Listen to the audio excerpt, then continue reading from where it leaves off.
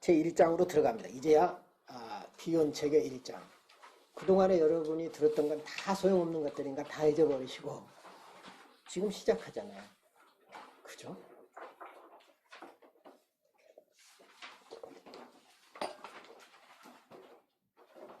첫 마디가 뭐예요? 비혼과 프로이트 클라인의 이론적 차이점 그래가지고 비혼은 뭐죠? 어떠한 기억도 욕망도 없는 상태가 상담가나 분석가가 임상회귀를 맞이하는 최선의 상태다. 이 말을 수도 없이 합니다. 기억과 욕망을 버리라. 거기에 이제 추가한다면은 기억과 욕망과 이해도 버리라고 얘기합니다. 이해, understanding. 이해도 하지 말라는 거죠. 그럼 뭐 해? 할 게 뭐 있어? 암기하고 쓰기 바빴는데 여러분 그 상담할 때요 가능한 한 안 쓰는 게 좋죠. 기록을 안 하는 게 좋습니다. 그리고 꼭 기록할 게 있으면 끝난 다음에 이거는 내가 내 나중 상담이라든가 나의 그 발전을 위해서 이렇게 나만 알아볼 수 있는 암시적으로 기록을 해놓은 건 도움이 되는 것 같아요. 그리고 어떤 경우는 그 상담 회기가 결정적으로 변화가 일어나는 분기점이 있어요. 이런 부분들은 기록을 좀 해놓는 게 좋아요. 그래서 이 분기점이 되는 근거가 뭔가 이런 부분들 메모하는 게 좋은데 기록한 순간 단절되죠. 상담자와 내담자는 그 순간. 정서적인 연결이 굉장히 어려운데 아주 힘들게 정서적인 연결을 하는데 탁 단절이 돼버리면 그것을 회복하는 데 상당히 어렵습니다. 시간이 많이 가죠 또. 그래서 가능한 한 기록은 안 하는 게 최고 좋습니다. 절대 기록하지 마세요. 그러니까 여러분은 짐을 하나 돈 거예요 이제. 그죠? 기록 안 해도 된다. 그렇죠? 또 하나 기억하지 말아라. 그놈의 그 가족 관계부터 해가지고 뭐 기억하려니까 너무 힘든 거 있죠. 또 가족 관계를 기억해야 그 패밀리 트리를 그리잖아요. 가계도. 그리고 가계도는 누굴 위해서 그려요? 상담자를 위해서 그리죠. 절대 내담자하고는 아무 상관없어요. 내담자, 가계들, 상담자가 그리든 말든 아무 상관없어요. 그러니까 상담자의 투철한 그 사명감에서 가계도를 그리죠. 가계도 잘 그린 사람들은 참 좋더라고. 왜 내가 못하는 걸 저 사람은 저렇게 잘하나. 그리고 그 가계도를 수도 없이 보고, 그렇잖아요. 나도 수도 없이 보고 분석하고 얘기했는데도 왜 그렇게 들어오지를 않죠, 머리에. 그놈은 한 줄이 뭐고, 두 줄이 뭐고, 한 점수는 뭐고, 두 점수는 뭐고, 뭐 이렇게 뭐 화살표처럼 된 거는 뭐고, 뭐 이렇게 광선처럼 가는 거 뭐고. 아니, 이게 그때는 알겠어, 보면. 근데 돌아서면 잊어버리죠. 난 정말 멍청한, 굉장히 둔하고 멍청한 걸 그때 알았어요. 수도 없이 그동안 내가 본 것도 엄청나게 봤고, 나 공부 안 한지 아세요? 가족 치료 다 해요, 공부, 저도. 근데 눈에 안 들어서 그렇지. 엄청 공부하고 다 보는데, 왜 그렇게 애올라 그러면 안 애워지죠? 모르겠어요, 그건. 이 기억을 하지 말한 이유는 여기서 비혼이 말하는 기억이라고 하는 영어로 말하면 메모리입니다. 메모리. 다시 말하면 이 메모리는요. 명사고요. 동사가 아니에요. 메모리. 그리고 일종의 이 기억은 회고나 회상의 뜻에 가깝습니다. 메모리는. 과거의 것이에요. 그래서 이제 그 그로스타인은 구별합니다. 이 메모리와 리멤버링을. 이 메모리는 과거의 것이지만 리멤버링은 어쩌면 현재와 미래를 더 향해 있다. 그래서 비혼이 말하는 것은 과거의 어느 시점에 해당되는 그 어떤 추억과 같은 이런 거라는 거죠. 그래서 거기에 매여 있으면은 앞으로 나갈 수 없다는 겁니다. 그리고 그걸 기준으로 늘 해석하려고 그래요. 자, 우리 상담은 100% 내담자들은 그렇죠. 나는 왜 그러죠? 나 우리 엄마가 이래서 그럴까요? 들은 건 있어가지고. 아버지가 이래서 그렇고, 내가 요즘 이런 것은 엄마가 나를 이렇게 돼 있고, 아버지가 이렇게 돼 있고, 그래서 그런 것 같아요. 여러분, 여러분이 그런 것을 강요하지도 말고, 내담자가 그랬다고 해서 얼씨군하고 받아들이지도 마십시오. 그게 이열에 해당되는 거예요, 이열. 응? 더 이상 나가지 않겠다는 겁니다. 응? 거기서 정의는 내리고 거기서 해결책 찾자는 거예요. 그냥 쉽게. 여기 공부할 필요도 없어. 비용을 왜 알아야 돼요? 그러려면. 그래서 그 기억을 없애야 된다는 거죠. 그리고 그 다음에 욕망은 뭐냐? desire예요. 영어로 말하면 desire. 이 desire가 정의하기가 상당히 어려워요. 드라이브하고도 비슷한 것 같고요. 욕동. 근데 드라이브는 본능적이잖아요. 근데 desire는 본능적이면서도 의식적인. 응? 굉장히 디자이어. 그렇다. 우리의 그 욕망이라고 하는 것은 본능적인 것도 있지만 의식적인 것도 있잖아요. 어쩌면 의식과 무의식이 절묘하게 결합된 건데 그렇다고 해서 반드시 어떤 평범한 거냐 그건 아닌 거죠. 우리가 어떤 열망하고 비슷한 건데 욕망이라고 하는 것은 어찌 보면은 내가 볼 때는 융이 말하는 컴플렉스하고 상당히 비슷한 개념이에요. 그러나 컴플렉스는 아니죠. 왜냐하면 컴플렉스는 굉장히 강한 감정이거든요. 예를 들어서 모성 컴플렉스가 있다 그러면 엄마 얘기만 나오면 막 자지러진다든 굉장히 그 아주 강한 감정을 불러일으키는 반면에 욕망은 부드럽잖아요. 드러내지 않고 부드러우면서도 속은 굉장히 강하단 말이에요. 그러니까 이 욕망이라고 하는 것을 정의해내기가 상당히 어려운데 융적으로 보면 컴플렉스가 상당히 깔려 있다고 볼 수 있는 거죠. 욕망 속에는. 그러면은 이미 상담자가 자기 컴플렉스가 있으면 상담이 이루어지지 않습니다.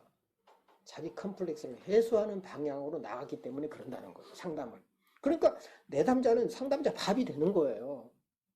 어떤 상담자는 자기 지식을 계속 과시하는 식으로 상담을 할 테고 어떤 사람은 막 계속 막 사랑을 조금만 해달라 그러는데도 막 열정적인 사랑을 줘가지고 누구를 위해서 사랑을 주죠? 부담스럽잖아. 우리 사랑받기도 부담스러워, 제발. 응? 결국 상담이라고 하는 것이 누구를 위한 상담이냐? 어쩌면은 그 상담자의 욕망 때문에 그리고 상담자가 어떤 성취감, 내가 또 어떤 때는 의무감, 그리고 내가 도와줘야지. 또 제일 상담자를 괴롭게 하는 건 뭐예요? 돈 받았다 이거야. 그러니까 돈 안 받고 하는 상담이 제일 편하고 좋아요. 왜? 지 맘대로 내 남자를 휘두르니까. 돈을 조금이라도 받아봐. 그리고 많이 받아봐.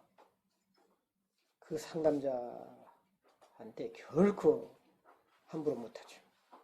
그리고 아주 돈을 많이 낼수록 대등한 입장에서 하게 되죠.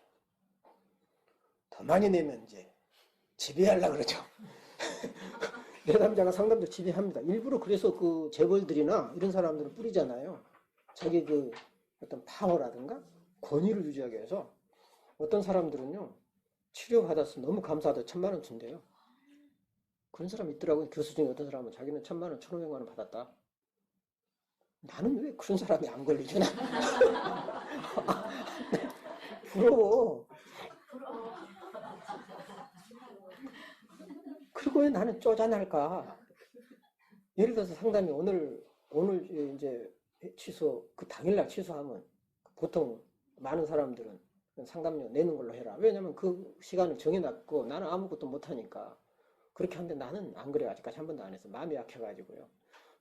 1시간 전에 취소해도 그래 뭐 그 덕에 너도 한 번 안 내는 재미가 있어야지. 어떻게 해석할 거예요? 그것이 단순히 돈을 내고 안 내느냐 차원이 아니라는 거죠. 돈을 냈느냐 안 냈느냐, 의무를 했느냐 안 했느냐는 베타입니다. 그래 너도 한 번 안 내는 재미를 좀 누려봐. 알파예요. 그것은 관계 속에서 해석한 거니까. 관계 속에서 해석하는 거죠. 두 사람의 관계. 왜 이런 현상이 빚어졌는가? 되게 많이 배우고 돈 많고 학식 있고 자존심 강한 사람일수록 그 상담에 대한 거부감이 굉장히 강하잖아요. 한 분은 어떤 분이 상담료를 2만 원을 안 넣었어. 검토해서 보니까. 근데 아무 얘기가 없는 거 보니까 본인은 이제 제대로 넣은 걸로 안 것 같아요. 만약에 본인이 느꼈으면 그 다음 주에 와서도 그날 내가 하고 못 넣습니다. 아니면 돈이 부족해서 그랬습니다. 이렇게 말할 텐데 20회 30회가 가도록 말이 없으니까 나는 그건 메모해놨죠. 준 거니까. 언제 얘기했느냐? 그 사람이 외국에 나갈 때 상담이 이제 종교를 할 수밖에 없는 상황에 왔을 때 마지막 회기를 가지면서 그때 얘기했습니다. 그럼 상담료를 안 낸 기억합니까? 기억 못하죠. 그 얘기를 한 게 아니고 내가 처음에 나를 만나서 지금까지 나하고 관계 맺으면서 상담하면서 느꼈던 게 뭡니까? 어떤 느낌을 갖고 정말 나한테 이제는 홀가분하게 얘기하고 싶은 게 뭡니까? 처음에 대한 나의 인상은 어땠습니까? 회고하는 거죠, 어찌 보면. 그럴 때 굉장히 부담스러웠다는 거예요. 어떻게든 상담을 안 하고 싶었고 또 쪽팔리고, 응? 그러니까 이제 그런 건수를 만드는 거죠, 무의식적으로. 그래서 선생님이 상담료를 2만 원을 덜 냈습니다. 그러니까 깜짝 놀라는 거예요. 왜냐하면 상담료 2만 원 그때 안 냈다 그러면 오겠어요, 그 다음 주에? 에이씨, 내가 더러워서 내가 2만 원 내고 내가 안 온다 그러고 안 와버렸을 거야, 아마. 건수 잡으려고 하는데 내가 왜 그 건수에 내가 걸려 넘어갑니까? 차라리 2만 원 안 받고 말지. 더 많은 돈을 받아야지. 왜 그 2만 원 때문에 내가 망치겠어? 그래서 이제 그 얘기를 한참 지난 다음에 했더니 아마 그랬을지도 모르겠다고. 자기도 잊어먹고 전혀 모르지만 이해가 된다는 거죠. 그럴 수가, 자기도 모르게 아마 그랬을지도 모르겠다고. 아직 기억은 안 나지만. 응? 어떤 상담자와 내담자 사이에 어떤 이 내담자는 욕망이 지배합니다. 근데 상담자가 내담자의 욕망을 상담자는 담아내는 어떤 능력이 있어야 되는데, 그 상담자가 욕망이 있으면 내담자가 이제 전도가 되는 거죠. 그러니까 내담자가 상담자의 욕망을 담아내야 되는 이제 어처구니없는 사건이 벌어지잖아요. 그렇죠? 지금 왜 욕망을 없애라 하는 것을 내 식으로 해석을 하면 이게 지금 이제 여러 번 표현 이제 나눠줬는데 이게 주객이 전도된 건데, 아이를 엄마가 담아내야 되잖아요. 아이는 계속 똥 싸고 뭐 퍼붓고 뭐 온갖 지저분한 것을 엄마한테 뿜어야 되잖아요. 해소해야 되니까. 근데 엄마가 담아내는 그릇이 돼야 되는데 못 담아내고 엄마가 욕망이 너무 많아. 그러면은 이제 주객이 전도돼 가지고 엄마가 담기는 것이 되고 이제 아이가 담아내야 돼요. 아이가 무슨 힘이 있냐, 그 조그마한 놈이. 이놈이 담아내려면 어떻게 되겠어요? 이제 그런 현상에 대해서 여러분은 생각해 보시기 바랍니다. 주객이 전도돼 가지고. 그래서 내담자를 상담자가 담아내야 되는데 거꾸로 욕망 많은 상담자를 내담자가 이제 담아내려면 어떤 현상이 벌어질까요? 이게 놀라운 겁니다, 여러분. 지금 이런 현상들에 대해서 여러분은 생각해 봐야 됩니다. 답이 없어. 그리고 그 답은 수만 가지 될 수도 있고, 응? 한두 가지로 정의할 수도 있을 겁니다. 놀라운 거죠. 그래서 욕망이라고 하는 것은 욕망이 많을수록 담기는 자가 되는 거예요. 담아내는 자가 되는 게 아니라. 예를 들어서 그 사건 속에서 2만 원을 안 넣었어. 그러면은 그것이 어떤 나의 욕망이 집에 사사로운 욕망이겠죠? 어찌 보면은 이건 정확해야 돼. 그리고 분명한 게 좋아. 그리고 그때그때 바로 잡아줘야 돼, 이런 거는.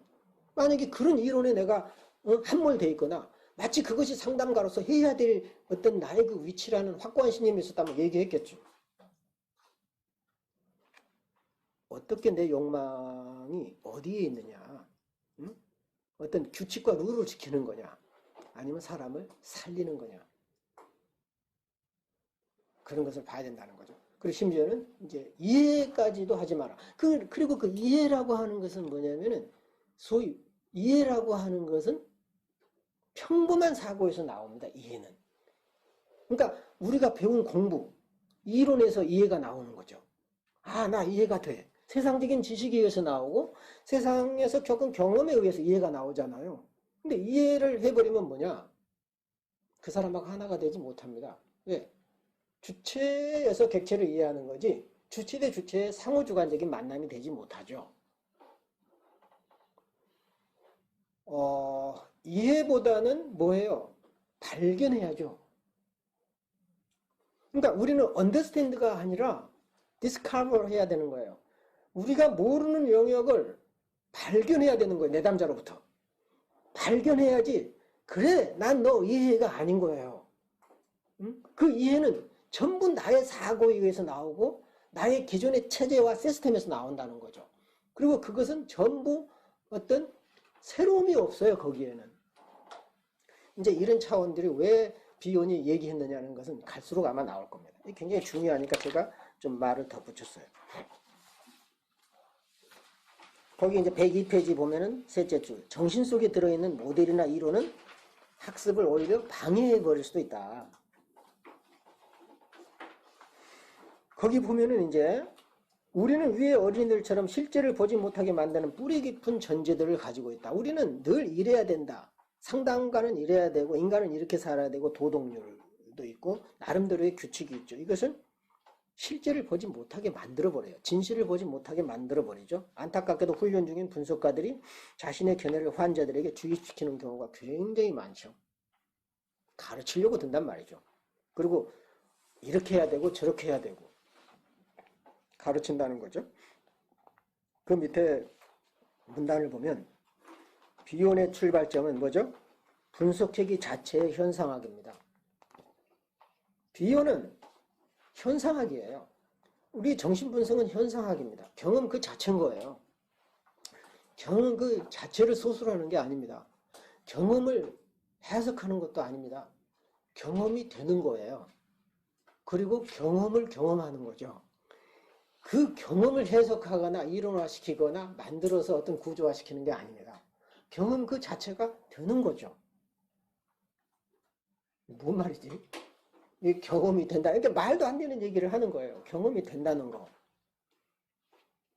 예를 들면 이런 겁니다.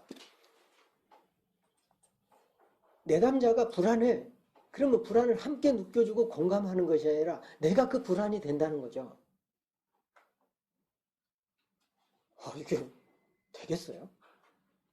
정말 어려워요. 어려워요. 그는 회귀와 그것의 구성 요소들을 탐구했다. 이러한 요소들은 뭐예요? 감정적인 분위기. 제일 상담에서 중요한 것은 감정적인 분위기를 살펴라. 그리고 그 회귀에서 오는 느낌을 봐라. 그리고 제일 중요한 것은 뭐예요? 상담가의 감정 상태를 끊임없이 보라는 거예요. 내가 이번에 홈페이지에서 그 상담 사례 나누기에서 뭐라고 그랬습니까? 순간의 경험.